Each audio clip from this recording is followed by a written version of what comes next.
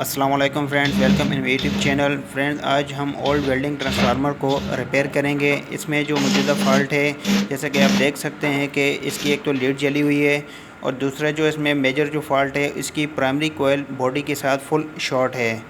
जैसे कि आप देख सकते हैं कि मल्टीमीटर की मदद से हमने जब इसको टेस्ट किया तो यहाँ पे एक रेजिस्टेंस शो कर रहा है, एक वैल्यू शो कर रहा है जो कि नहीं आनी चाहिए।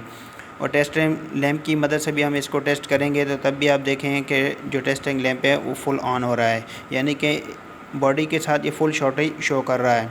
जबकि इसकी सेकेंडरी और प्राइमरी जो कोयल है वो आपस में सेफ़ हैं, लेकिन बॉडी के साथ जो प्राइमरी कोयल है वो शॉर्ट आ रही है।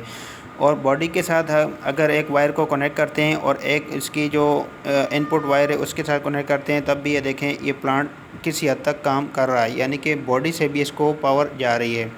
सबसे पहले हम इस ट्रांसफार्मर को मुकम्मल तरीके से खोल के बाहर निकालेंगे। इसके जितने भी बोल्ट हैं वो सारे निकाल देंगे, सारी लीड्स को खोल देंगे ताकि हम बाहर इसको निकाल सकें। ट्रांसफार्मर को निकालने के लिए सबसे बड़ी मुश्किल यही होती है कि इसके लिए काफ़ी सारे बोल्ट हैं जिनको खोलना पड़ता है, उसके बाद ही हम ट्रांसफार्मर को बाहर निकाल सकते हैं। ट्रांसफार्मर हमने बाहर निकाल दिया है। जैसा कि आप देख सकते हैं इसकी आउटपुट कनेक्शन की जो लीड्स हैं वो काफ़ी हद तक जली हुई हैं। इसके अलावा अगर प्राइमरी के इनपुट कनेक्शन अगर आप देखें तो उनमें भी काफ़ी हद तक जुगाड़ मारा हुआ है। हमने इनको अच्छे तरीके से सॉल्व करना है। तो अब बात करते हैं कि इसमें शॉर्टेज वाला फॉल्ट क्यों और कैसे आया। यहाँ पर अगर आप देखें तो इसको बॉडी में फिट करने के लिए एक लकड़ी का एक पीस लगाया गया था, तो जो कि कोर से थोड़ा फासले पर था और सारा ट्रांसफार्मर का वेट इसी के ऊपर आ रहा था। जबकि ये जो सपोर्टिंग एंगल है इनके बोल्ट लूज़ होने से जैसे ये गिरा तो ये सपोर्टिंग एंगल इसकी जो कोयल्स हैं इसके अंदर घुस गए, यानी इंसुलेशन को काटते हुए कोयल्स के साथ टच हो गए। तो यहाँ पर अगर आप देख सकते हैं कि काफ़ी हद तक इसका एंगल नीचे कोयल्स के साथ जुड़ा हुआ है, जबकि इसका अच्छा खासा फासला आना चाहिए। तो सबसे पहले हम यूँ करेंगे कि इसके जो सपोर्टिंग एंगल्स हैं इनको बाहर निकाल देंगे। उसके बाद कोर फिलिंग को भी निकाल के, ये कोयल्स को भी निकाल के इसमें अच्छी तरह इंसुलेशन कॉटन टेप लगाएंगे और उसके बाद इनको हम वापस अच्छे तरीके से इसमें फ़िट कर देंगे। जैसे हमने सपोर्टिंग एंगल्स को बाहर निकाला तो हमें ये कंफर्म हो गया कि वेल्डिंग प्लांट गिरने की सूरत में जो सपोर्टिंग एंगल्स है ये इंसुलेशन पैड को काटते हुए प्राइमरी कोयल के साथ डायरेक्ट टच हो गया। जैसा कि आप देख सकते हैं कि यहाँ पे काफ़ी हद तक पैड कटा हुआ है, तो और यहीं से ये शॉर्ट कर रहा था। ये हो सकता है सेंटर से भी हो, लेकिन फिल वक्त हमें वाज़े तौर पे ये अंदाज़ा हो रहा है कि यहीं से ये टच हो रहा था। अब हमने कोर की जो फिलिंग है इसको अच्छे तरीके से निकाल के तरतीब से रख देना है ताकि दोबारा वापस इंस्टॉल करते हुए हमें मसला ना हो। शुरू में 3-4 सेट हम गिन लेंगे ताकि हमें कंफर्म हो जाए कि इसमें कितनी कितनी पट्टियाँ लगी हुई हैं। उसके बाद ये जो जिस पेड़ पे हम तरतीब से रख रहे हैं इस पेड़ को हम साइड पे कर देंगे ताकि पाँव की ठोकर लगने से ये तरतीब मिक्स ना हो जाए, क्योंकि अगर मिक्स हो जाएगी तो हमें दोबारा वापस इंस्टॉल करने के लिए हर कोर की जो हर सेट है उसकी कंप्लीट पट्टियाँ गिनना पड़ेंगी। अब हम इसकी जो प्राइमरी कोयल्स हैं ये दोनों को बाहर निकाल देना है। इनका जो सेंटर का जॉइंट है उसको पहले खोल देना है। अब जैसा कि आप देख सकते हैं ये जो कोयल है ये तकरीबन इसमें फॉल्ट था और ये इसकी जो सेंटर की जो इंसुलेशन है वो भी काफ़ी हद तक जली हुई है और ये बहुत आसानी से बाहर निकल आई। और इसका जो ये अगर पैड देखें इंसुलेशन तो ये काफ़ी ढीला बना हुआ है, तो इसकी जो सेंटर वाले जो फ्री स्पेस है इससे भी शॉर्टेज का काफ़ी हद तक खदशा रह सकता है, यानी कि ये किसी टाइम पे ये जो सेकेंडरी कोयल है उसके साथ ये शॉर्ट हो सकती है, तो ये फासला नहीं होना चाहिए। ये कोयल इसकी बिल्कुल ओके आ रही है, इसीलिए ये देखें बहुत मुश्किल से निकल रही है। इसकी इंसुलेशन अच्छी तरह से फिट है, इसीलिए इसमें काफ़ी मेहनत करना पड़ रही है, ये थोड़ी मुश्किल से बाहर आ रही है। तो हमने बहरहाल इसको भी रिपेयर करना है, क्योंकि दोबारा ऐसा ना हो कि हमें कस्टमर दोबारा कंप्लेन करे, ऐसा ना हो कि बाद में ये ख़राब हो जाए। ये जो हमने पहले वाली जो कोयल निकाली थी ये अभी इसकी अगर आप कंडीशन देखें तो यहाँ से आप देखें इसकी काफ़ी हद तक इंसुलेशन उतरी हुई है, ये भी साइड पे टच कर रही थी, अंदर से भी काफ़ी हद तक इससे इंसुलेशन उतरी हुई है, हो सकता है यहाँ से भी ये शॉर्ट कर रही हो। तो सबसे पहले हमने जिप्सम ग्लू की मदद से इसके ऊपर एक कोटिंग लेयर चढ़ा देनी है। जिन जिन जगहों से इंसुलेशन उतरी है उस पर हम एक कोटिंग लेयर चढ़ा देंगे इससे, उसके बाद हम इस पर वार्निश डाल देंगे। वैसे तो जिप्सम ग्लू इसमें यहाँ पे इस्तेमाल के लिए नहीं होता, लेकिन मजबूरन हमें ये जुगाड़ लगाना पड़ रहा है। जबकि ये कोयल तो दोबारा इस्तेमाल के काबिल ही नहीं है, लेकिन मजबूरन ये भी हमें वापस लगाना पड़ेगी क्योंकि कस्टमर नई कोयल्स अफोर्ड नहीं कर सकता, जबकि अच्छा खासा इस पर ख़र्चा आ जाता है, तो हमें मजबूरन इसी को रिपेयर करना पड़ेगा। अब धागे के साथ अच्छी तरह इसको बांध देना है ताकि इसकी जो लेयर्स हैं ये खुले ना। फिर हमने वार्निश इसमें डाल देनी है ताकि इसके ऊपर एक अच्छी तरह एक इंसुलेशन तय बन जाए। बाद में हम इसमें बारिश में वैसे भी हमने डुबो के रखना है इसको, लेकिन अभी हम बार बार से इसलिए इस पे चढ़ा रहे हैं ताकि जो मुतासरा हिस्सा है उसके ऊपर अच्छी तरह ये चढ़ जाए। तो अब हमने इसको सूखने के लिए रख देना है। जब तक ये सूखेगी तब तक हमने दूसरी कॉइल्स के ऊपर काटन की जो इंसुलेशन एक तह चढ़ानी है वो चढ़ा देते हैं। अच्छी तरह उनको काटन के साथ लपेट देना है। तो यहाँ पर आप कोई भी काटन इस्तेमाल कर सकते हैं, लेकिन बेहतर ये होगा कि आप इस तरह का कोई भी कपड़ा इस्तेमाल करें जो नॉर्मल जो कपड़े हैं जो पहनने वाले हैं उनसे थोड़ा मोटा हो, और दूसरा ये है कि उसमें कोई प्लास्टिक टाइप मटेरियल ना हो, यानी कि ऐसा ना हो कि वो थोड़े से ही टेम्परेचर में मेल्ट होना शुरू हो जाए। तो जो कॉटन का कपड़ा है वो काफ़ी हद तक टेम्परेचर को बर्दाश्त कर सकता है, इसीलिए हम काफ़ी अरसे से ये इस्तेमाल कर रहे हैं। ये इसमें बेहतरीन और परफेक्ट काम करता है। तो एक तो ये कॉटन लपेटते वक्त इस चीज़ का ख़ास ख्याल रखें कि ये ढीला इसको ना छोड़ें, इसको अच्छी तरह टाइट करके लपेटें। एक कॉइल के ऊपर हमने कॉटन लपेट दी है, जैसे कि आप देख सकते हैं काफ़ी हद तक बेहतर और ख़ूबसूरत नज़र आ रही है। इसी तरह हमने दूसरी कॉइल के ऊपर भी कॉटन लपेट देनी है। याद रहे कि जैसे कि पहले ही हमने कॉइल के ऊपर हमने अच्छी तरह टाइट करके लपेटी, इसके ऊपर भी अच्छी तरह टाइट करके लपेटेंगे। और हमने लपेटना इस तरीके से ताकि हर राउंड के बाद तकरीबन जो कॉटन है वो डबल डबल आ जाए। जैसे कि आप देख सकते हैं कि हर राउंड आधा पहले वाले जो राउंड है उसके ऊपर हम लगा रहे हैं ताकि जो कॉटन है वो डबल हो जाए। तो इसी तरीके से ये डबल एक इंसुलेशन हो जाती है। ये काफ़ी हद तक कोयल को सेफ़ रखती है। और टाइट इसलिए हमने बांधनी है क्योंकि हो सकता है कोई राउंड इसमें ढीला हो। तो याद रहेगी जिस कोयल में अगर कोई भी राउंड ढीला हो, जब इसमें लोड पड़ता है तो वो वाइब्रेशन करता है, और वाइब्रेशन के दौरान जब टेम्परेचर हाई हो जाता है तो काफ़ी हद तक इंसुलेशन इस वाइब्रेशन से भी जड़ जाती है। क्योंकि अक्सर ऐसा होता है कि ये जो इंसुलेशन है काफ़ी हद तक हीट हो जाती है, लेकिन इन वायर्स के दरमियान ये पड़ी रहती है, इनको शॉर्ट होने से बचाए रखती है, लेकिन इसके बावजूद भी वो काम करते रहते हैं। लेकिन शर्त यह है कि इसमें वाइब्रेशन ना हो, और दूसरी बात यह है कि इसको कहीं से हैमरिंग ना हो, कोई ठोकर वगैरह ना लगे। कहीं ऐसा ना हो कि आप प्लांट आप उठा रहे हैं आपसे गिर जाता है। इस सूरत में भी ये अक्सर शॉर्ट हो जाती हैं। जो वाइब्रेशन है वो जली हुई होती है, लेकिन उसके सेंटर में एक फिर भी एक तह का काम कर रही होती है। तो उसकी जो राख होती है वो भी उसके सेंटर में पड़ी रहती है, तो भी उसको शॉर्ट होने नहीं देती। और जब तक इसके टर्न्स आपस में शॉर्ट नहीं होंगे तब तक ये ट्रांसफार्मर काम करता रहेगा, भले जो इंसुलेशन है वो भले वो जलकर राख बन जाए। हमने दूसरी कॉइल के ऊपर भी एक कॉटन चढ़ा दी है। अब हमने इसको वार्निश के अंदर डुबो देना है ताकि अच्छी तरह ये वार्निश जज़ब कर लें। अब हमने प्राइमरी और सेकेंडरी कॉइल्स को सेपरेट करने के लिए इसके दरमियान जो इंसुलेटिंग पेड का इस्तेमाल किया जाता है वो हम काट देंगे।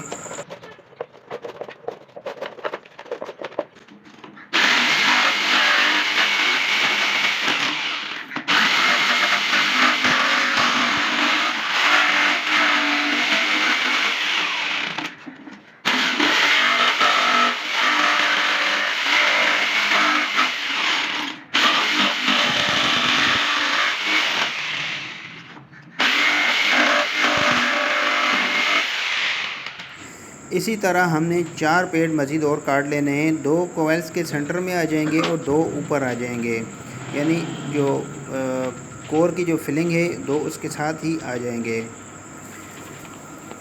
तो फ्रेंड फिर हमने ये एक वाइंडिंग पेपर है, इसके हमने 2-2 राउंड लगाने हैं, यानी डबल राउंड इसके ऊपर लगाएंगे। तो इस हिसाब से हमने इसमें एक छोटे छोटे कट बना लें ताकि कुछ हिस्सा इसका फोल्ड करके नीचे की तरह छोड़ दिया जाए, ताकि अगर जो हमने पेड़ काटा है अगर उसमें किसी हद तक कोई गैप बच भी जाता है तो ये उसको कवर कर लेगा। जैसे कि आप देख सकते हैं कि जो हमने इंसुलेशन पेड़ काटा है बिल्कुल फिक्स है, इसमें किसी किस्म की कोई प्ले नहीं है। उसके बाद हमने कोयल्स को फिट कर देना है। याद रहे कभी भी आप कोयल्स को फिट करें उसके अंदर लकड़ी वगैरह डाल के उसकी अच्छी तरह उसमें फिक्स करें। इसमें बिल्कुल मूवमेंट करने की कोई गुंजाइश बाकी ना रहे।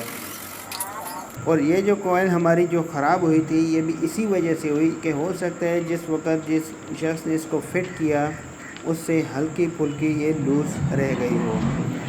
तो जब इसके अंदर लकड़ी आप अच्छी तरह इसमें घुसेड़ देंगे, अच्छी तरह इसको टाइट करके फिट करेंगे, तो फिर उसके बाद ये कभी भी ये शॉर्टेज का इसमें चांस नहीं आएगा। ख़ास तौर पे जो सेंटर से जो जड़ी हुई थी इसकी इंसुलेशन, वो वाला जो मसला है वो नहीं आएगा।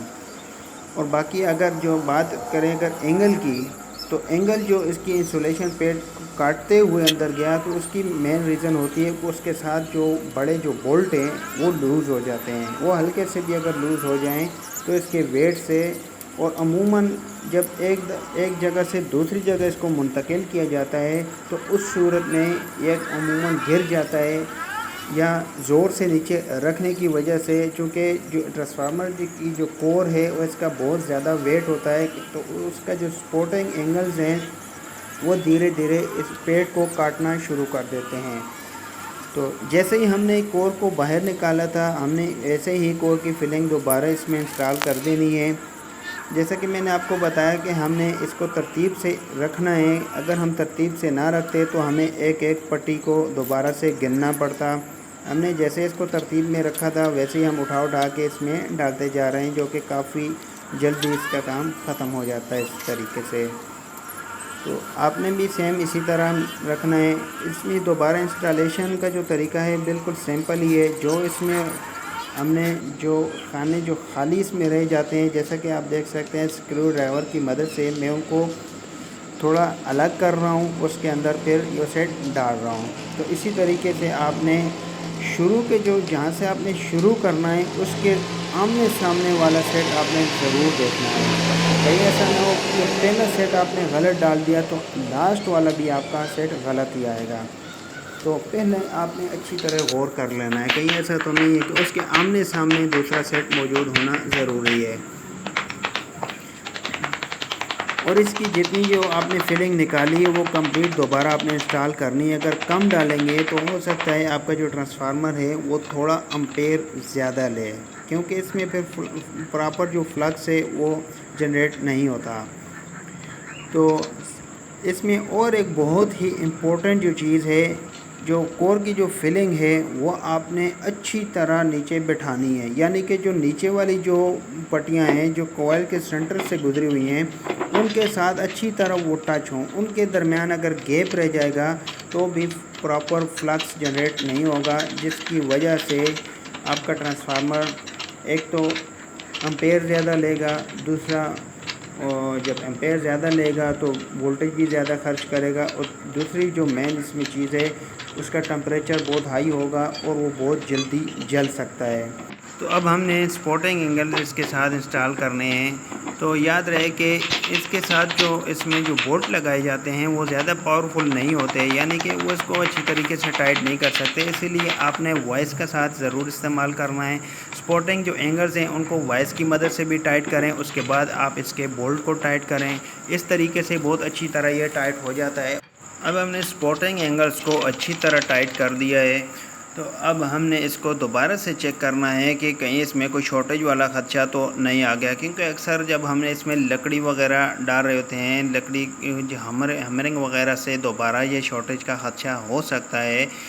जैसा कि आप देख सकते हैं अल्हम्दुलिल्लाह बिल्कुल ओके आ रहा है, कोई रेजिस्टेंस शो नहीं हो रही। अब हमने इसका जो सेंटर वाला जो हमने जॉइंट खोला था दो कोयल्स को आपस में, तो वो हमने फिर से लगा देना है और उसके ऊपर इंसुलेशन वगैरह भी चढ़ा देनी है। तो अब हमारे पास ये 4 पॉइंट बच जाते हैं। जो प्राइमरी कोयल है इसके जो इनपुट पॉइंट्स हैं ये 4 पॉइंट्स बच जाते हैं। इसमें 2 लो वोल्टेज के लिए हम इसने इस्तेमाल करने हैं, 170 वोल्टेज के लिए, और 2 हमने 220 के लिए इस्तेमाल करने हैं। अब हमने जो आउटपुट्स की जो लीड्स जली हुई थी, जो वोल्टेज को आगे फॉरवर्ड नहीं होने दे रही, हमने उसको अभी रिपेयर करना है।